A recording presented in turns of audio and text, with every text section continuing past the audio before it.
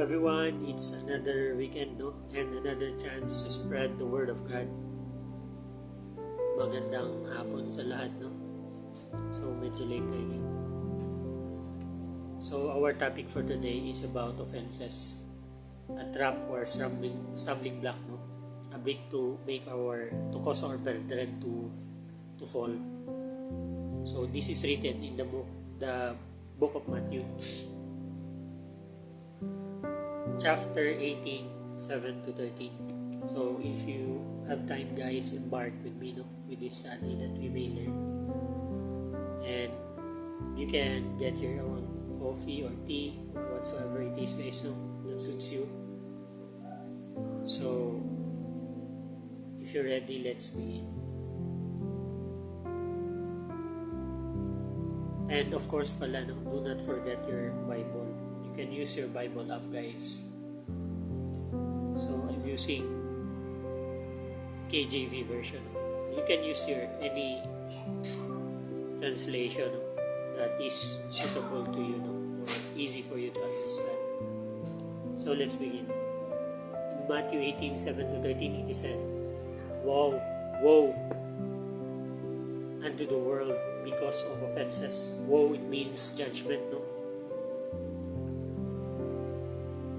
For it must needs be that offenses cometh, but woe to that man by whom the offense cometh. So it means that Jesus is saying, no, that the world is falling. Because the world is fallen, temptation to sin are inevitable. So hindi maiwasan, no? Because the nature of the world is a fallen world. So hindi maiwasan yung temptation to commit sin. However, he pronounces a heavy judgment. Woe upon anyone who actively causes another person to stumble in their faith. So dito yan siya sa verse 7, no? But woe to that man by whom the offense had cometh.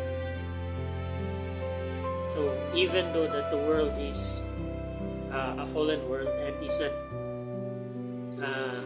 inevitable, no, to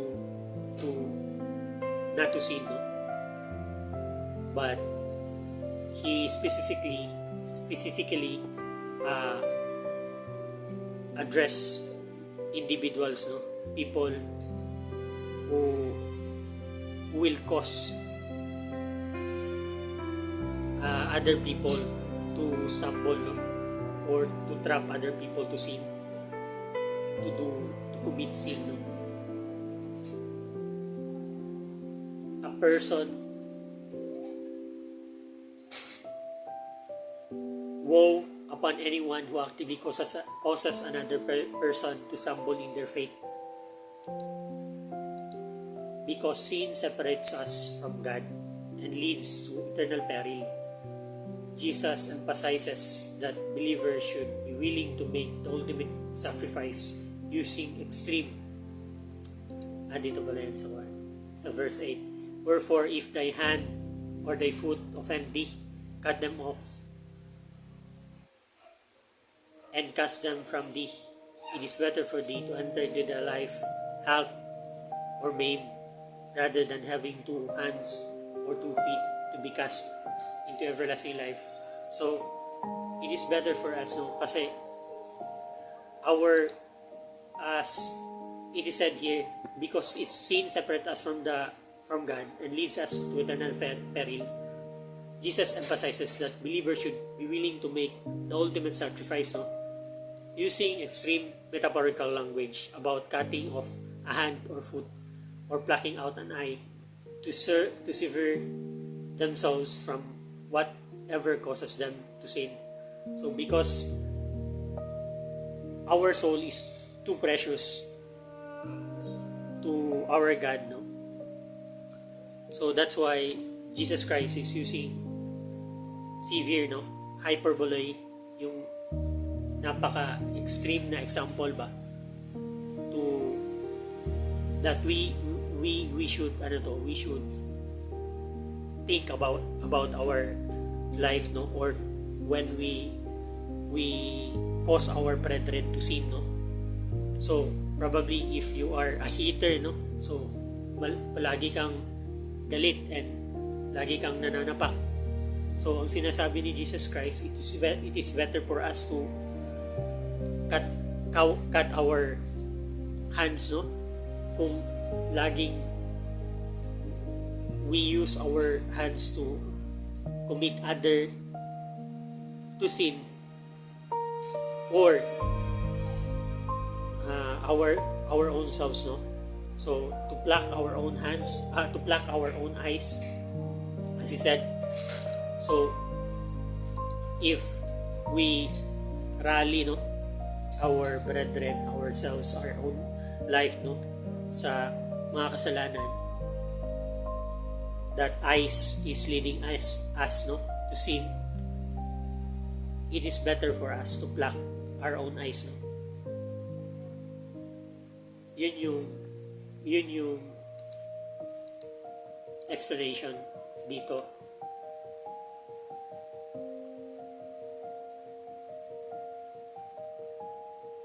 So,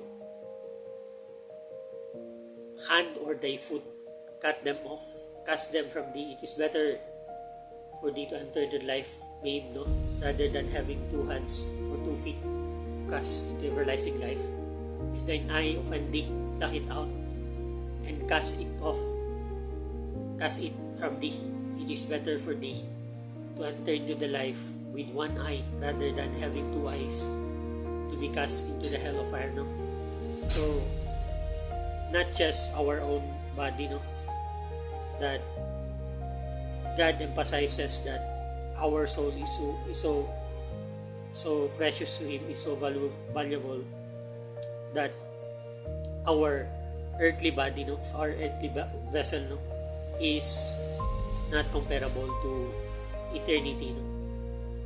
So yun yung sinasabi niya na yung present life nyo ngayon, na probably you could live 100 life, no, 100 years, no, in this world. You cannot compare it to eternity. Kaya siya gumagamit ng ng hyperbole, no, hyperbole, to make us understand that your soul is very important, that you should be aware, you should be making amends ba, or you should walk properly, no, walk and invest also to your eternity, not just in this life, no, as it is said in Matthew 6:19-21, lay up na for yourselves treasures upon earth, where moth and rust that corrupt, and where thieves break through and steal. But lay up for yourselves treasures in heaven, where neither moth nor rust that corrupt, or where thieves do not break through nor steal. For where your treasure is, there will be heart also. So God is telling us that what is more important is our eternity. So if our body, members of our body, our hands, our eyes, our foot, is leading us to sin, let's cut it off. Not literally, but Jesus Christ is just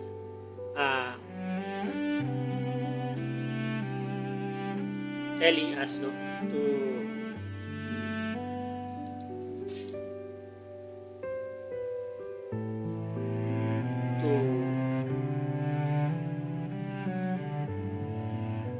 acknowledge the value of our soul, no? That there is nothing in this life that can be compared to eternity, no? So we must avoid sin as much as possible, and also to not to cause our brethren, no, to offense, to do sin, no, or to curse God, no, because of our doings. And sinasabi sa verse 7, no, but woe, judgment, no, to that man, sa tao, by whom that offense cometh. So sa iyo nanggagaling yung paggawa ng kasalanan ng ibang tao, you are cursed, no? By our God. God is talagang the eyes of God is against you, no? So it's a reminder ba to us, no, to reflect about our actions, not just to focus in our life but to focus also in our works, especially when we reflect, no, the glory of our Lord, no. So when the people who is very new to our faith, very young, yung mga wala pang faith, no, they will not accuse our faith ba, our God, no, our Lord, no, of false because of our actions. Yun. Excuse me, Lovey. I'm still making a video. Okay, please. Thank you, love. I'll make you some milk. Okay. After this.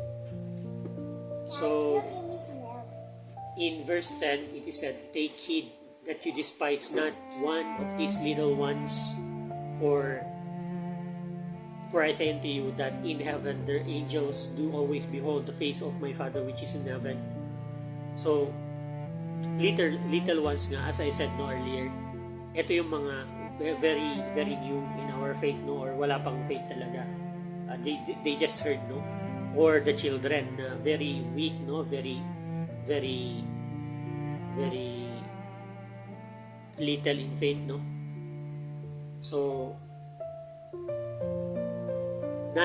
God is warning us not to despise, no, these people, these children, these poor, no, poor in spirit, very humble people, no, who is interested to understand, to study our faith, no, to grow their faith, no. So we must walk circumspectly to show that our gratefulness ba, to show them in our actions what made us decide, no, to choose this faith, no, and we reflect the goodness of our God, no, towards us, towards the people, no, around us, especially the weak, no, and that they may see and the goodness, no, and glorify our God, no, and turn from their wicked ways and repent, no, magsisi sila, and they will also believe, no, in our God, that they may also attain salvation. Ito yung gusto ng Panginoon towards us, to represent His goodness, His glory. I will. I'm just making a video, okay? I cannot pause it, okay? Sige na. Just wait lang. I'm almost done. In verse 11, it is said, Just this, okay? Okay. In verse 11, it is said, "For the Son of Man is come to save that which was lost," no? So, Jesus Christ is here, no, to save yung mga nawawala, to those who are lost, no? So, every one of us is considered lost. So, we are found, no, by our Lord, no, Jesus Christ. So, we should also be compassionate ba towards our brethren, no, towards other people, no, that they may also be found by our Lord. Let's make things easier for them to be found, no, and we should rejoice over one sinner, over one person, no, who is very meek, humble, lowly, no, who receives our Lord, no, without doubt, without hesitation.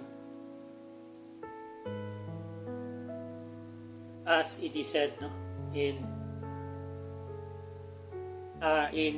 verse 12, it is said, how think ye, if a man have 100 sheep, and one of them be gone astray, that he not leave the 99 and goeth into the mountains and seeketh that which was gone astray.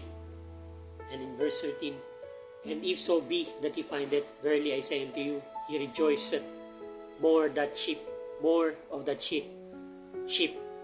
than of that 99 which went not astray. No?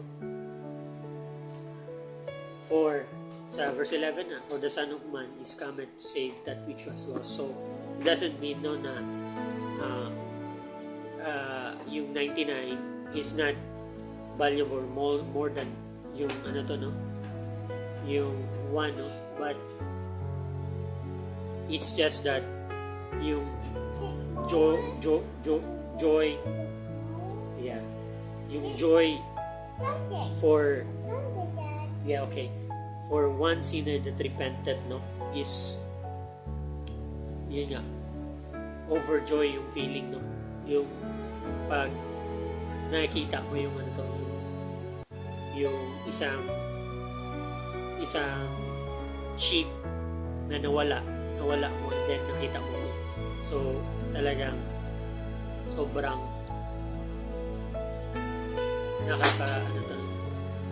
kaka-excite talaga, as it is said in Luke 15 no, 7-10.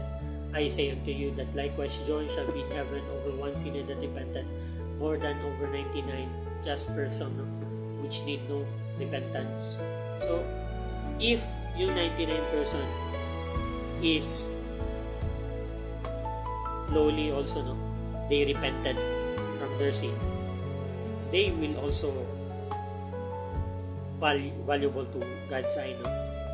But kung like you think that you are better than anyone and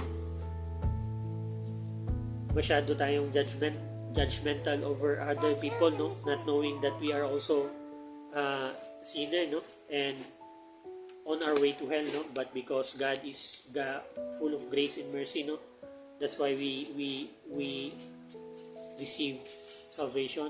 That's why we can enter into the kingdom of God, not because we are good, but because God is good and merciful no?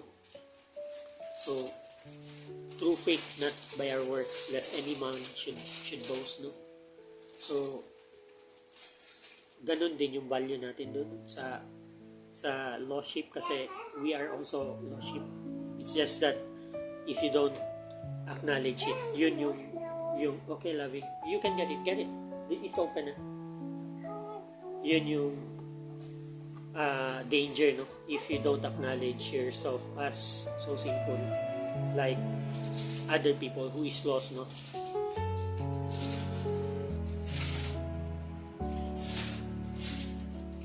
So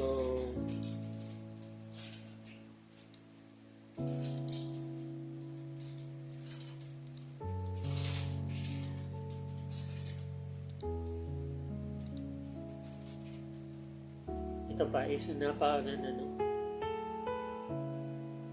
Likewise I say unto you, there is joy in the presence of... It's open. Get the whole package. Get the whole pack. It's open. Likewise I say unto you, there is joy in the presence of the angels of God no, over one sinner that repented. So yun yung analogy no.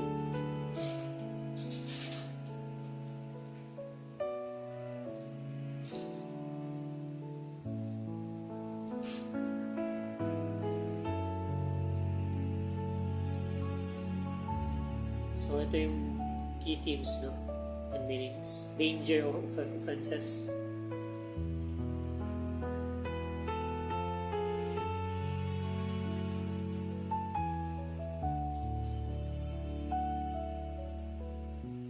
So Jesus is not teaching physical self-mutilation no? So yung sinasabi niya na i-cut off no, cut your hand no, or your feet,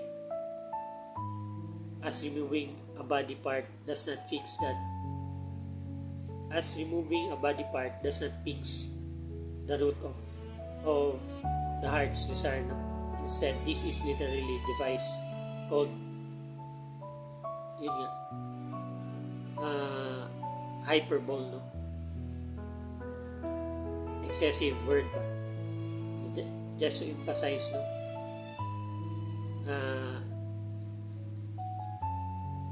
His urge to make us understand, no? If a habit, relationship, or lifestyle leads you into sin, you must cut it out of your life, no? Entirely, no matter how painful or costly it may feel. So, a heart that opens to repentance, not to be seared heart, no? So, kung may tingin ka na hindi maganda sa buhay mo, you must put it into prayer, no? And ask for change of heart, no? We cannot do it alone. The spirit indeed is willing, but the flesh is weak. But with God's help, we can do all things through Christ who strengthens us, no?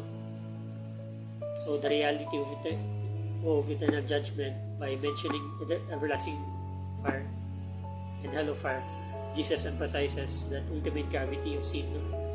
He is conveying that the temporary earthly pain of giving up a sinful pleasure or lifestyle is vastly preferable to the eternal consequences, no? Of remaining in spiritual ruin. So yun nga. So yung giving up worldly things, no? Yung temporary is not to be compared, no, with eternity. So yung pleasure, when we give up pleasure in this life, no, is not to be compared ba with eternity, no, with the glory that we shall receive, no, with Christ, no, in due time, pagdating ng panahon. So, magsasuffer man tayo ngayon, it's very little compared to the reward, no, that we will receive, no, in the future. So, kaya yung sinasabi na, it is hard talaga, but you need to understand it. Sinasabi ni Jesus Christ, you need to understand your value. Yung 100 years over eternity, kailangan yung maintindihan. You cannot do it alone, but it is Jesus Christ said, no, with man it is impossible, but with God everything is possible, no? So, trust in the Lord with all thine heart, and lean not unto thine own understanding. In all thy ways acknowledge Him, and He shall direct thy step, no? So, we can do all things through Christ who strengthens us. So, all things, we can do all things. So, lahat ng mga problema natin, lahat ng mga imposible, no? Our faith, our salvation, no? Yung condition ng faith natin ngayon, condition ng character natin na yun, no? We see ourselves that we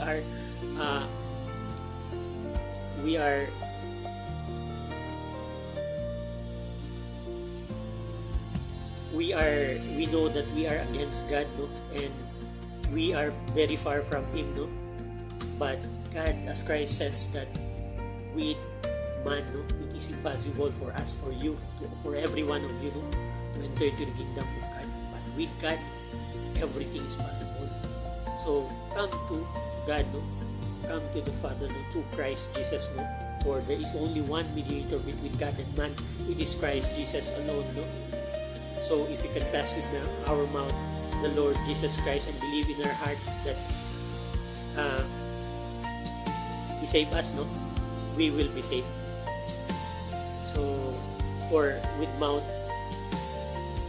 confession is made unto salvation, no? So, confess Jesus Christ as your Lord and Savior sincerely. Inud-aray ba? Inud-anay ba? Dili itong atik-atik bitaw.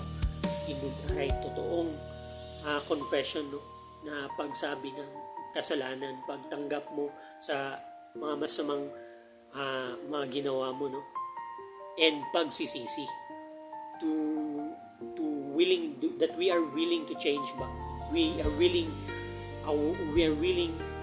to let Jesus Christ, no, come in our heart, no, and to change us bit by bit. So with our own doing, we cannot do it, we cannot cleanse our life, but we can be cleansed, no, from all our filthy ways, no, if we allow Christ to change us. So yun yung give it to Christ through prayers, no, sincere prayers, no, diligently seeking God every day in your life, no? Yun yung representation, reflection that you have a genuine repentance, a genuine faith, no? A genuine faith, no? If you are crying to God, no? Every day or as much as you can, no? So not to be so impatient ba na bakit wala pa ngayon, Lord? Bakit ang tagal-tagal ko nang hindi ganun ba? Hindi we are not complainers ba na bakit ganito, bakit ganyan? Who are we, no, to put time limit to our God, no? Hindi nga natin kayang gawing puti, no, isang hibla ng buo natin, no? So who are we to put our God into test, no? So let's just wait, no? Papunta naman tayo sa impyerno lahat. Then ano pang mangyayari, no? Ano pa yung bakit mo pa ipoprovoke yung the only way, no, of your salvation? So do not put our God, no, into test or provoke our God to anger, no? So we approach God with humility and lowliness of our heart, no? Diligently seeking God truly with meekness and in fear. So yun matutuwa yung Panginoon natin, no? It is like in our our parents, no, our worldly parents, no. So kung masyado tayong mainipin and we want them to give us what we want, no, and then ilalagyan pa natin sila ng condition, maiinis yung magulang sa atin. Ikaw na nga nagkasala eh. Ikaw na nga may kasalanan, tapos gusto mo pa ako yung mag-bow down?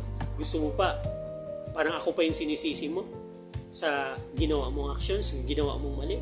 If you want to be changed, if you want me to help you, come, ask, beg, with sincere heart ba, approach your parent, no? Approach God, no?